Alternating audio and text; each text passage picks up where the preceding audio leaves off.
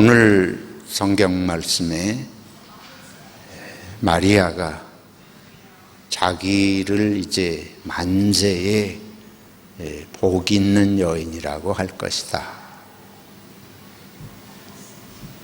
이 만세라고 하는 것은 여기 보면 for all generations, 오고 오는 세대, 이후 모든 시대에 마리아를 복 있는 여인이라고 하게 될 것이다.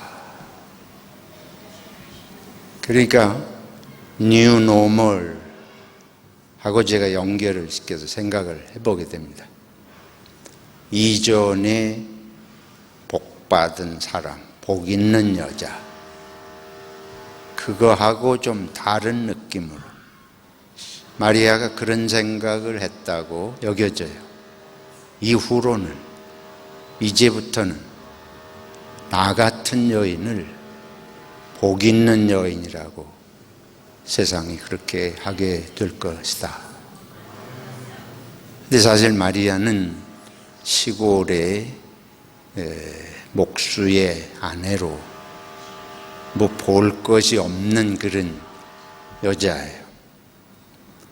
그리고 뭐 결과적인 얘기지만 예수님을 잉태하고 예수님을 낳아서 기르면서 그 일생 동안 예수님 때문에 마리아가 참 복받은 여자다, 그렇게 얘기할 만한 게 뭐가 있나.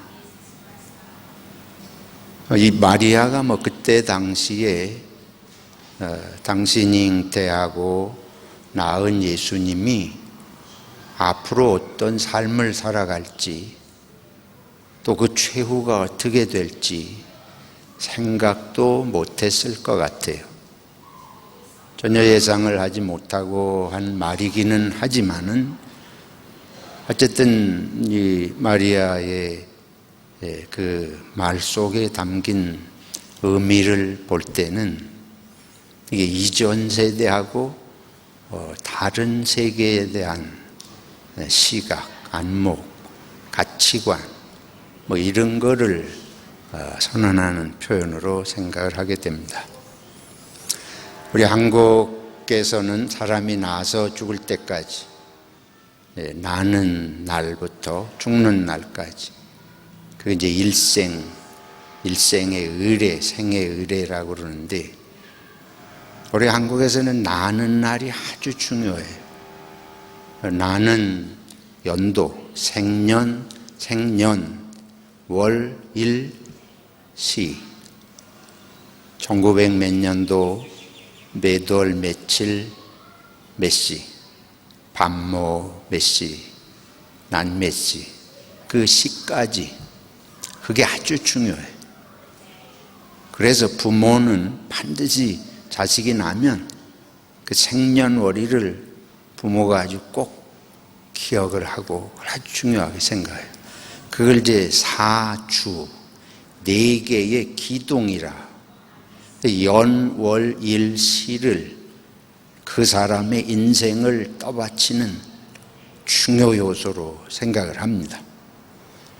다시 말해서 이 사주라고 하는 것이 그 사람의 일생의 운명을 이미 정해놓고 있다는 운명론입니다.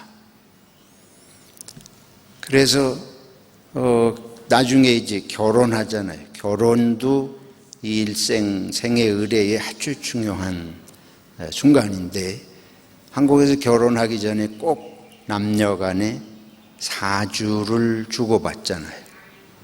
그 사주라는 게 지금 상대방의 서로의 생년월일 시 그거를 쓴 거를 주고받는 거예요. 그거 받아가지고 뭐 하냐? 그거 가지고 이제 점쟁이한테 가서 궁합을 보는 거 아니에요.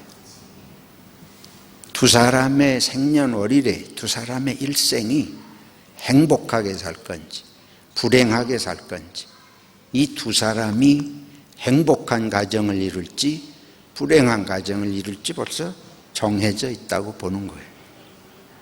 그래서 그 생년월일만 가지고 벌써 앞을 예측을 해가지고 이제 결혼을 시킬 거냐 말 거냐 이러고 하지 않습니까? 근데 예수님은 언제 나셨는지를 몰라요. 우리가 예수님 나신 날을 12월 25일이라고 해서 크리스마스 그렇게 하지만 이 그릭 오토독스 동방교회는 1월 9일인가가 성탄절입니다. 예수님 나신 날이 정확히 기록이 되어 있질 않습니다. 만약에 그 하나님의 아들이신 예수님에게 생년월일이 그 운명을 결정하고 있다면 예수님 생일도 모르는 분을 우리가 구세주로 믿는다는 건 얼마나 모순이에요. 그래서 이게 저는 이제 한국 문화가 이런 참 살아계신 하나님, 그 하나님을 참으로 믿지 않는 세상에서는 우리의 운명이 어디에 있는가? 자기의 운명을 그런 사주팔자에다가 운명을 걸고 살아요. 그래서 성경은 예수님이 우리들에게 보여주는 건 사람의 운명은 어느 날 어느 시에 난 거하고는 아무 상관이 없습니다. 아무 상관이 없어요. 사람의 운명이 정해져 있는 것이 아닙니다. 우리 한국 사람은 이거부터 기독교인이 되면서 이거부터 버려야 돼. 운명론적인. 우리가 나면서부터 사람의 운명이 정해져 있다는 생각을 버려야 됩니다. 죽을 사람은 접시물에도 빠져 죽는다. 그것도 운명론이에요. 자기에게 정해진 운명의 길을 피할 수 없다. 이런 생각을 해요. 그래서 또 어떤 생각들을 하는가 하면 제가 신학교 다닐 때에 사업을 하고 사회생활 하다가 망해서 신학교에 40대, 50대 오는 분들이 꽤 있었습니다. 그리고 신학교는 일반 대학하고 좀 분위기가 달라요. 왜 그분들이 오냐? 이게 무엇을 해도 안 돼. 무슨 사업을 해도 하나 쪽쪽 망해. 그래서 가서 목사님한테 기도했더니 하나님이 부르셨다는 거예요. 하나님이 불렀기 때문에 목사가 안 되면 너는 하는 쪽쪽 다 망한다. 이런 생각을 가지고 있어요. 그래서 오기가 싫은데 달리 어쩔 길이 없다고 생각을 하고 오는 분들이 실제로, 제가 과장이 아니고 실제로 사람들이 많이 그렇게 신학교 뒤늦게서 와요. 이게 전부 그렇게 해서 나쁘다는 얘기가 아니고 우리들이 매사에 그런 숙명론적인 운명론적인 사고에 빠져 있다는 거예요. 돌이 되면 돌잡이라는 거 하잖아요. 돌잡이도 그 아이가 연필을 짚느냐 낫을 짚느냐 명주실을 짚느냐 가지고 그 아이의 일생을 점치려고 하는 거예요.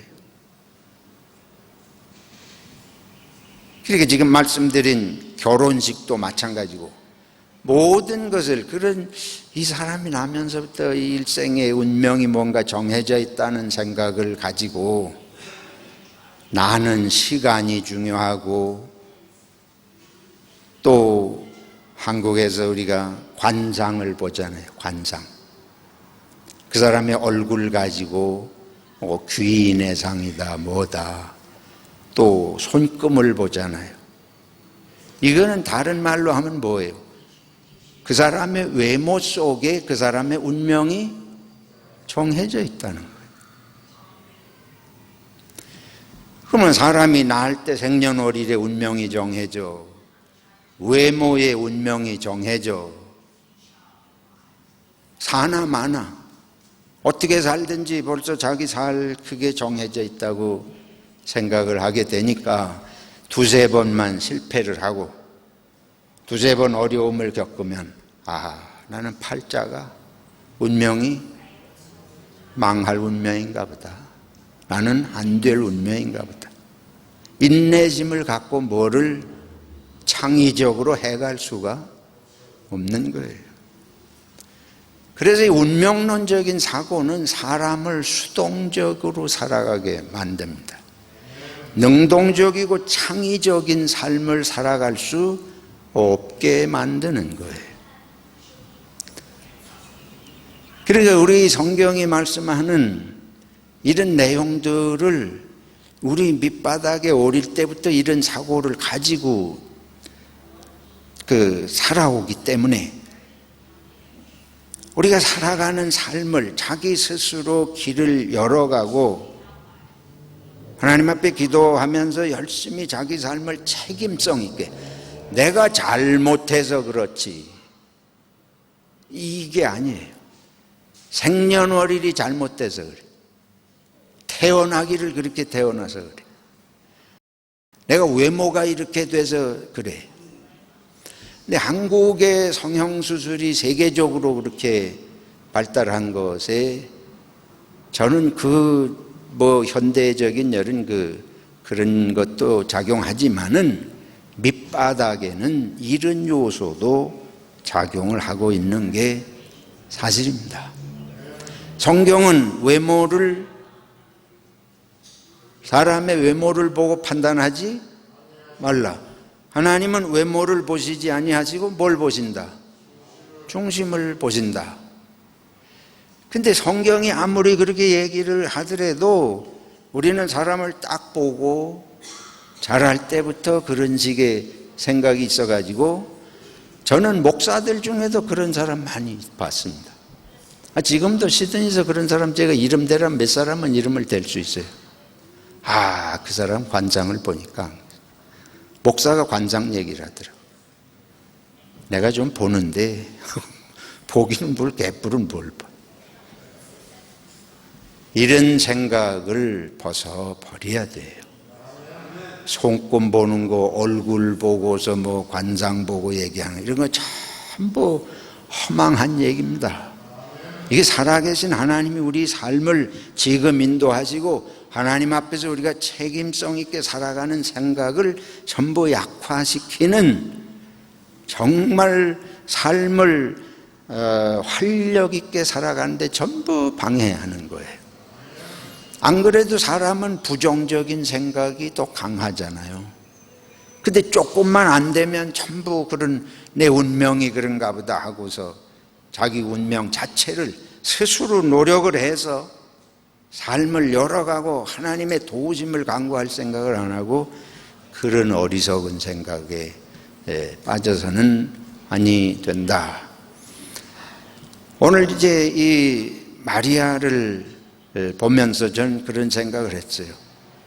우리 한국 사람들은 이런 운명론적인 생각을 하면서 같이 한국 사회에서 중요하게 생각하는 게 뭔가 하면은 이 종교관이 지금 말씀드린 게 일종의 세습풍습의 세시풍습이라 그럽니다. 세시풍습의 운명론적인 그런 사고의 지배를 받는데 이런 종교적인 영성의 첫 번째는 뭔가 하면 지금 말씀드린 운명론적인 거예요. 사람의 운명은 정해져 있다. 그래서 이 장로교에서 말하는 예정론이 한국교회에서는 운명론으로 뒤집혀서 해석이 됩니다. 이제 그거는 얘기할 시간이 한참 걸리니까 제가 생략하기로 하고, 두 번째는 이런 종교적 영성의 종교적 목적은 복입니다. 잘 되는 거예요. 잘 되는 거예요. 모든 것이 잘 되고 건강하고 성공하는 것, 그게 종교의 유일한 목적이에요. 하나님을 찾고 영적인 세계를 찾는 이유는 다른 데 있지 않습니다. 복을 받아서 건강하고 잘 되고 문제 해결하는 것, 그 이상 종교적인 목적이 전혀 없다고 해도 과언이 아니에요.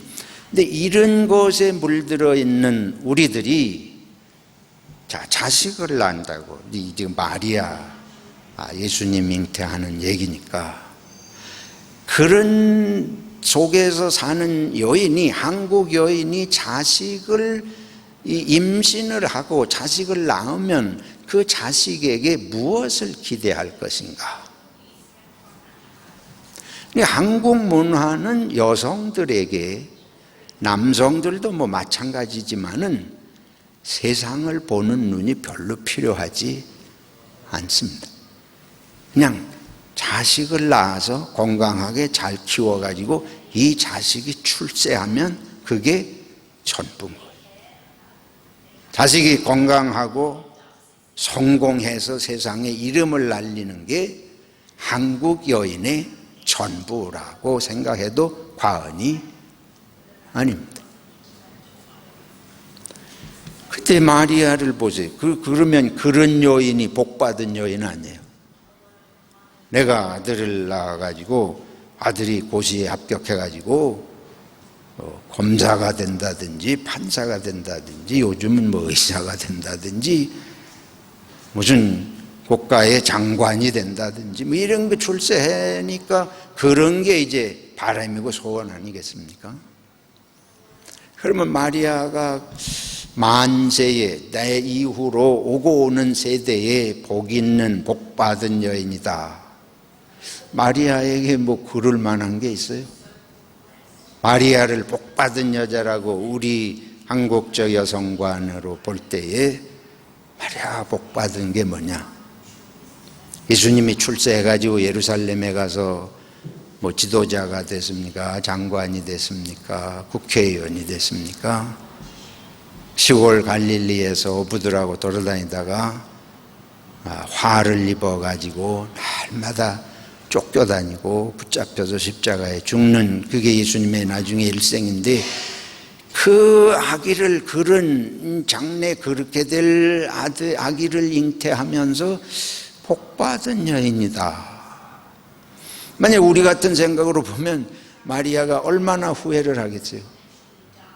나는 천사가 와가지고 잉태하고 성령으로 잉태한다 그래서 이게 난 정말 복받은 여인인 줄로 생각했더니 내 자식이 왜 이러냐.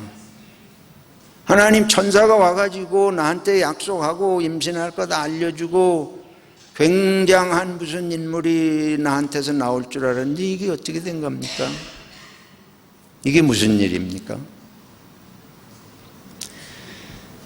근데 오늘 여기 마리아를 보면 왜 하나님이 마리아를 통해서 예수 그리스도가 탄생하게 하셨는지 또 마리아가 하나님이 자기에게 하시는 일을 어떻게 받아들이고 있었는지를 짐작해 볼 수 있는 말씀들이 있어요. 이 마리아 송가라고 하는 것입니다. 마리아가 이르되 내 영혼이 주를 찬양하며 내 마음이 하나님 내 구주를 기뻐하였음은 그의 여종의 비천함을 돌보셨음이라. 이 비천한 여인을 시골 갈릴리 지역의 시골 여인을 돌보셨다. 근데 보라 이제후로는 만세의 날을 복이 있다 일거리로다. 그러면 하는 말씀이 이제 이것입니다. 능하신 이가 큰 일을 내게 행하셨으니 하나님이 나한테 큰 일을 하셨다. 그 이름이 거룩하시며 긍휼하심이 두려워하는 자에게 대대로 이르는도다. 이제 하나님이 자기에게 하신 일을 이렇게 감사하고 찬양을 하는데 내용은 이런 거예요. 마리아가 생각하는 하나님이 자기에게 베푸신 큰 일의 내용이 뭐냐? 여기 이렇게 나와 있습니다. 51절에 그의 팔로 힘을 보이사, 하나님이 힘을 보이셔서 마음의 생각이 교만한 자들을 흩으셨고, 하나님이 큰 일을 나한테 써서 이 시골의 비천한 여인에게서 장관이 나게 하시고 국무총리가 나게 하시고 생각지도 않은 임금이나 대통령이 나게 하셨다. 이런 생각을 우리가 일반적으로 생각할 수 있겠는데 이게 그게 아니고 교만한 자, 마음의 생각이 교만한 자들을 흩으셨다. 마음의 생각이 교만한 자를 흩으셨다. 둘째는 권세 있는 자를 그 위에서 내리치셨으며 비천한 자를 높이셨고 줄이는 자를 좋은 것으로 배불리셨으며 부자는 빈손으로 보내셨도다. 어떤 생각이 드세요? 마리아가 이 하나님이 자신에게 한 일을 이렇게 생각하고 하나님을 찬송하는데 요 내용을 딱 떼놓고 하나님이 큰 힘으로 생각이 고만한 자를 내리치시고 권사 있는 자를 그 자리에서 끌어내시고 부자는 빈손이 되게 하시고 비천하고 낮은 자는 높이셨다. 혁명하는 거 아니에요? 이거 혁명이 일어날 때 되는 얘기 아닙니까? 그렇죠? 아니 이걸 있는 그대로 하면 이게 혁명 아니에요? 그렇지 않습니까? 사회적으로 보면 이게 사회혁명 아니에요? 권세 있는 자들, 교만한 자들을 다 끌어내리시고 내리치시고 비천한 자를 높이시고 부자는 빈손이 되고 하면 세상이 천지개벽이 일어나고 세상이 뒤집혀야 이런 일이 일어나는 거 아니에요? 마리아가 어떻게 그런 생각을 했을까? 무슨 덩어리 같다 그러는, 아들 낳았을 때 달덩어리 같다 그러네. 그런 아들을, 똑똑고비 같은 아들을 낳아가지고 잘 키워서 이게 세상에 출세하고 이러는 얘기를 이 여인이 하는 게 아니고 이 시골 여인인데, 시골이 스스로 비천하다고 생각하는 시골 여인의 입에서 이게 나오는 말이 이게 무슨 말이에요? 자기 집안하고도 아무 상관이 없는 얘기 같아요. 이거는 세상을 뒤집히는 얘기 아닙니까? 온 세상이 뒤집히는 얘기. 우리 기독교인들이 좀 생각을 성경대로 나는 안 읽는 것 같아요. 목사고 교인이고 성경을 성경대로 잘 안 읽는 것 같습니다. 마리아가 보는 마리아 하나님이 자신에게 성령으로 잉태될 것을 천사가 알리고 할 때에 마리아의 생각 속에 있었던 이 생각, 사회를 보는 눈, 이 시대를 보는 눈, 이 시국을 보는 눈이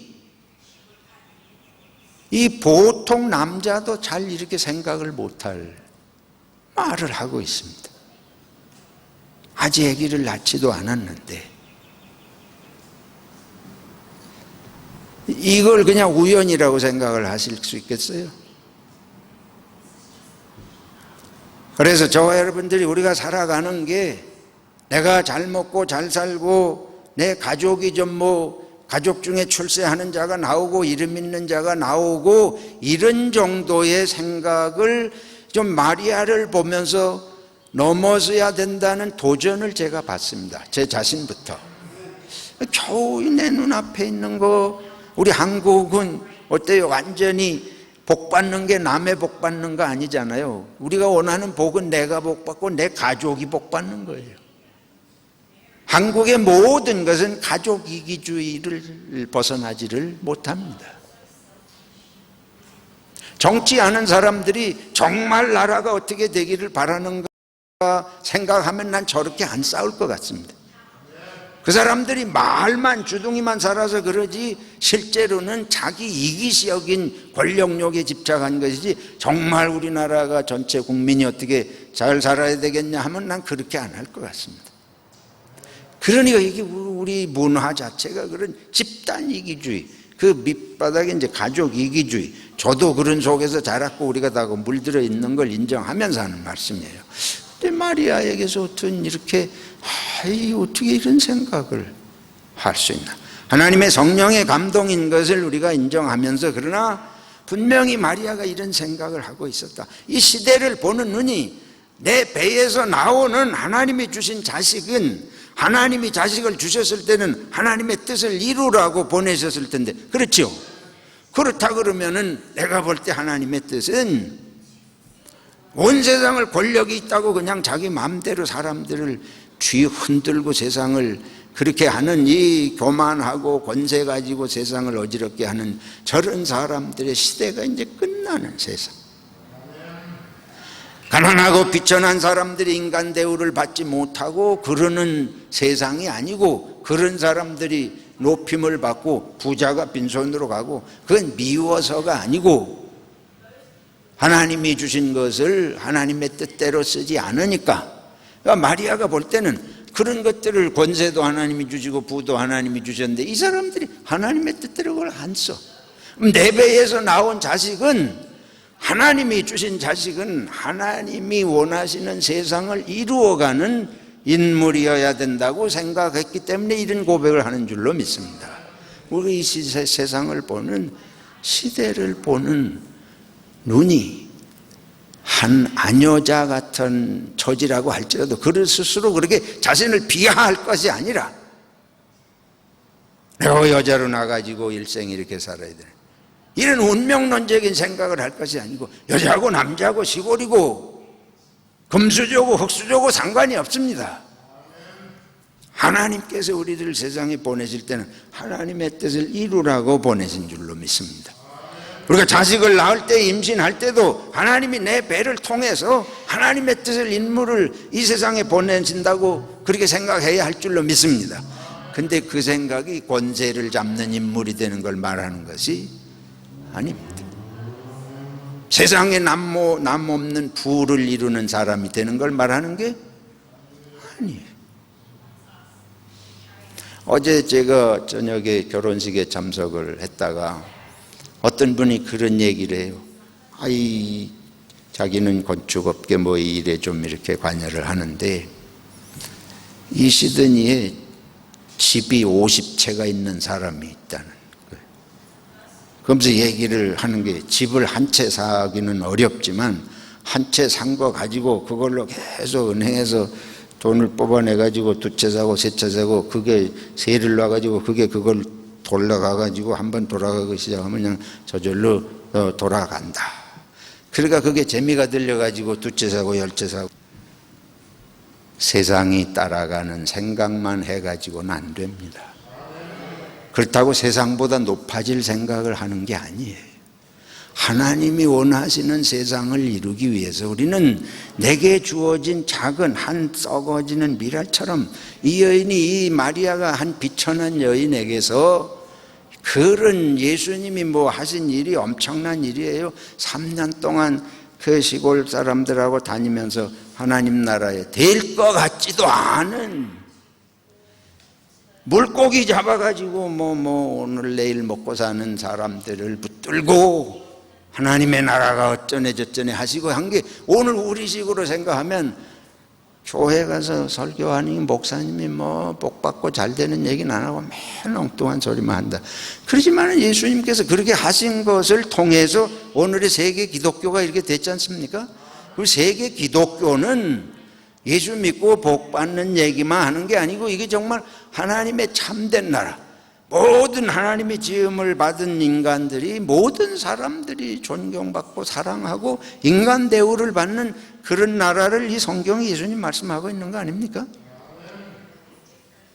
근데 마리아가 틀림없이 그런 생각을 품고 있었던 걸 저는 여기서 보게 됩니다. 사랑하는 성도 여러분, 여러분들이 호주에 와가지고 우리가 여기 뭐 주변 인간으로, 호주의 본 사회 중앙에 뚫고 들어가지 못하는 주변 인간으로, 이민자로 하루 사는 것 같지만은 그런 거 상관이 없어요. 세상이 사람을 판단하는 그런 가치 기준에 우리가 휩쓸려 가지고 계속 그렇게 뭐라도 좀 한 자락 하는 것만 날마다 꿈꾸는 이런 것에서 벗어나서 하나님이 마리아를 통해서 하시는 것처럼, 그냥 우리가 보기에 낮고 천한 것 같아도 내가 세상을 보는 눈이 있고 하나님의 나라가 이 땅에 이루어지는 걸 조금이라도 생각하면서 기도하고 말 한마디라도 그렇게 할 수 있으면, 성경은, 예수님은 뭐라 그러시는가 하면, 하나님의 나라는 겨자씨 하나를 같아서, 이게 하나가 떨어졌는데 자꾸 보잘것없는 것 같은데 그게 자꾸만 자라요. 여러분들의 그런 생각이 지금은 보잘것없고 아무도 안 듣는 것 같지만 그 생각을 자꾸 마음에 품고 기도하고 이런 표현을 하고 증거할 때에 그게 하나님의 나라를 이루어가는 줄로 믿습니다. 제가 여기 5월에 우리 교회가 공동회를 열고 여기 유나이팅 처치 조지실버 노회에 가입을 하고 6월 29일 날 제가 취임식 하면서 우리 교회 창립기념 같이 해가지고 이제 시작이 됐는데, 그러고 나서 제가 첫 번째 한 일이, 지나간 얘기입니다만 용서하시고 들으세요. 마음 편하게. 우리 교회 그때에 시드니의 몇 개 교회에서 어려움을 겪고 나오신 분들이 세 그룹이 이렇게 뭉쳐가지고 시작이 됐습니다. 근데 다 나름대로 내로라 하는 그런 훌륭하신 분들이에요. 근데 이제 부서를, 재직회 부서를 구성해야 되겠는데, 이게 한국 사회는 아는 사람끼리 뭐 이렇게 해가지고 그런 게 있잖아요, 교회에도. 그래서 제가 하나님께 기도를 했습니다. 이게 우리 교회가 완전히 초심이 돼서 새로 시작하는 것처럼 새 출발을 하면 좋겠는데, 아직도 이렇게 덩어리 져가지고 이거를 교회에서 투표를 하면 분명히 그런 모습들이 나타나고 극복이 되지를 못하겠다. 제가 그래서 하나님 앞에 새벽마다 기도하면서 이 문제를 놓고 하나님께 간절하게 제가 말씀을 드렸습니다. 이게 어떻게 해야 됩니까? 제가 그때 32살인지 뭐 제가 지금 생각해보면 아주 새파란 젊은 때인데, 그 다 어르신들이고 연세들이 있으시고 훌륭한 분들인데 내가 젊은 사람이 어떻게 뭘 해야 좋을지를 모르겠더라고요. 하나님 앞에 며칠을 기도하는데 하나님께서 아주 직접적으로 잠언의 제비뽑기를 저한테 영감으로 알려주셨습니다. 그래서 우리 교회에서 제비뽑기가 시작이 된 거예요. 부서장을 뽑는데 투표하지 않고 제비뽑기를 했어요. 그때는 뭐 제비뽑기라는 거 생각도 못하고 있을 때입니다. 제비뽑기를 하겠다고 재직회에서 얘기를 하니까 당장 반대가 일어나요. 왜 반대하겠어요?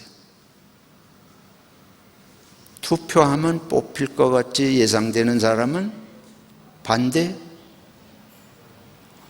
수밖에. 제비뽑기 하면 누가 뽑힐는지 알 수 없잖아요. 그러면서 내가 잊지 않고 기억을 하고 있습니다. 그때 뭐라 그러는 거야? 교육부장이 교육에 대해서 하나도 모르는 사람이 뽑히면 어떻게 합니까? 그렇게 해가지고 그게 교회가 운영이 됩니까?